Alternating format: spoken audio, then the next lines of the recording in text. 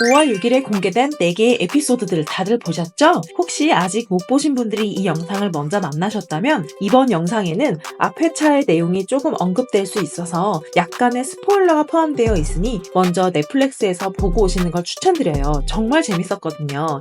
저는 공개되는 날만 엄청 기다리며 기대하고 있었는데요. 1화부터 4화까지 에피소드는 기대 이상으로 흥미롭고 몰입감이 있었어요. 이번 영상은 이미 1주차 에피소드들을 다 보신 분들과 함께 연합 안에서 조금씩 생겨나는 관계의 문제들과 감옥동과 생활동 히든 스테이지들을 과연 통과할지에 대한 부분, 그리고 피스의 용도와 정체는 과연 퍼즐일까 열쇠일까, 또 시즌2의 장점과 아쉬운 점, 그리고 예상되는 탑5 플레이어까지 다 풀어볼게요. 4화 마지막에 정현규가 생활동 히든 스테이지에 들어가면서 끝났잖아요. 그 장면에서 현규의 눈빛이 바뀌면서 굉장히 몰입감 있었죠. 과연 정현규가 히든 스테이지를 통과했을지 이게 가장 궁금한 떡밥이에요. 그리고 후반에 현규의 태도를 보면 이후 게임에서는 티노 세븐아이 연합과는 좀 다른 길을 가려는 느낌이에요.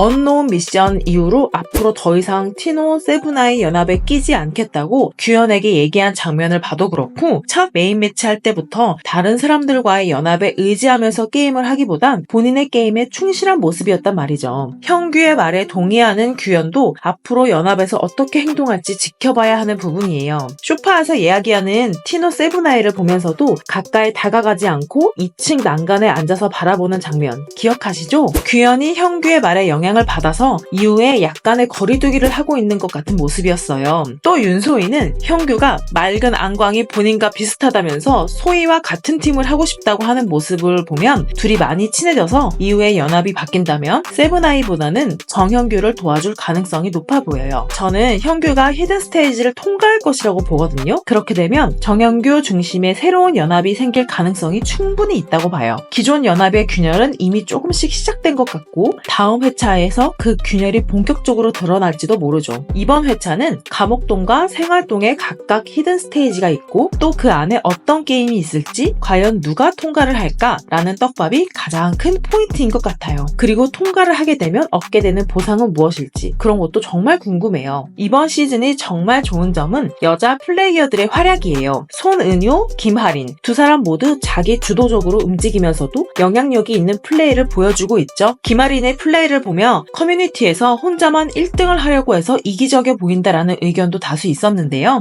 저는 오히려 이성적이고 냉정한 판단이 돋보여서 좋게 보이더라고요. 그리고 또 하나, 시즌1에서는 탈락자가 나올 때마다 우는 장면이 너무 많았는데 이번 시즌은 우는 장면들이 좀 줄었어요. 아직 초반이라 그런 것도 있겠지만 실제로 정종현 PD도 오디션을 볼 때 저는 울지 않겠다라고 말하는 사람들을 위주로 뽑았다고 하더라고요.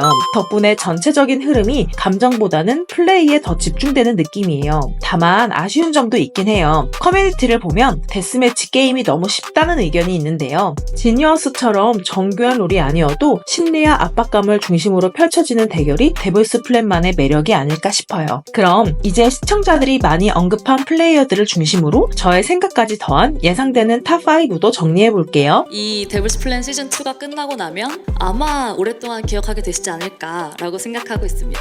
손은유는 여장부 스타일의 주도적이고 당당한 말투, 리더십도 강하고 실수도 인정할 줄 아는 플레이어로서 완성도가 굉장히 높아요. 커뮤니티에서도 손은유 플레이어가 잘한다고 많이 칭찬하는 분위기더라고요. 은유님의 인터뷰 내용을 보면 왠지 탑3 이상까지는 올라가지 않았을까 예상해보게 돼요. 모든 걸 내던지겠다는 각오로 왔습니다.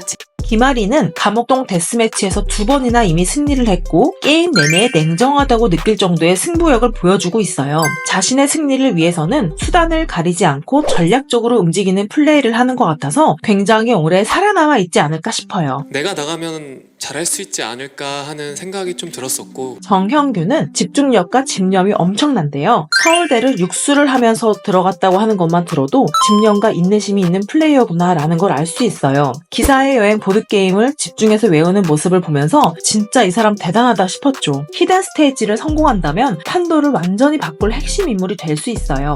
생각대로 좋은 경험이 된 것 같습니다.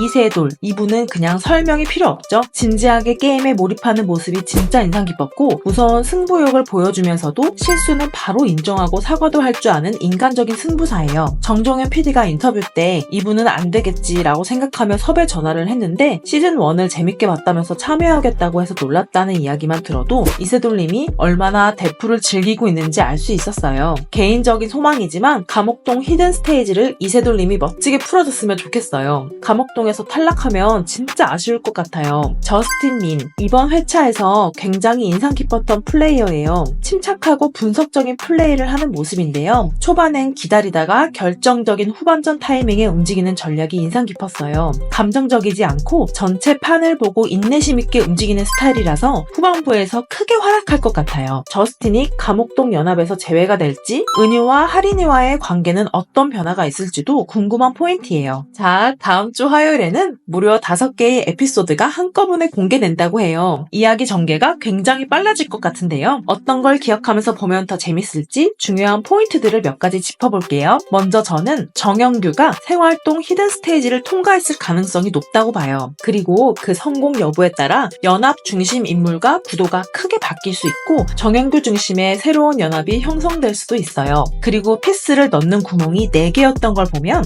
생활동 히든 스테이지는 총 4개일 가능성도 있죠. 그리고 감옥동에서는 이세돌이 히든 스테이지를 도전할 가능성이 매우 높아 보여요. 우물 같은 공간에 빠진 손이 남자 손 같았던 예고편 장면 기억하시죠? 이세돌이 성공하면 감옥동 분위기도 크게 바뀔 거예요. 플레이어들과의 관계도 점점 재밌어질 것 같은데요. 티누와 세븐아이의 연합은 계속 더 끈끈해질지 아니면 균열이 생길지도 궁금하고요. 제 예상에는 규현은 정영규, 소희와 더 가까워질 것 같고 감옥동의 하린, 은유, 현주는 더 친밀해질 것 같아요. 저스틴과 강지영이 어떤 연합과 함께하게 될지도 아주 기대됩니다. 다음 주 화요일 본방사수는 필수겠죠? 정종현 PD는 2주차, 3주차로 갈수록 확실히 관계적인 이슈가 있다고 언급한 인터뷰 내용을 보면 관계적인 변화가 있을 것 같아요. 그럼 여러분, 다음 주 화요일 넷플릭스에서 데블2 같이 본방사수하고 다음 영상에서도 재밌게 수다 떨어봐요. 구독과 알림 설정 해주시면 더 좋은 영상으로 찾아올게요.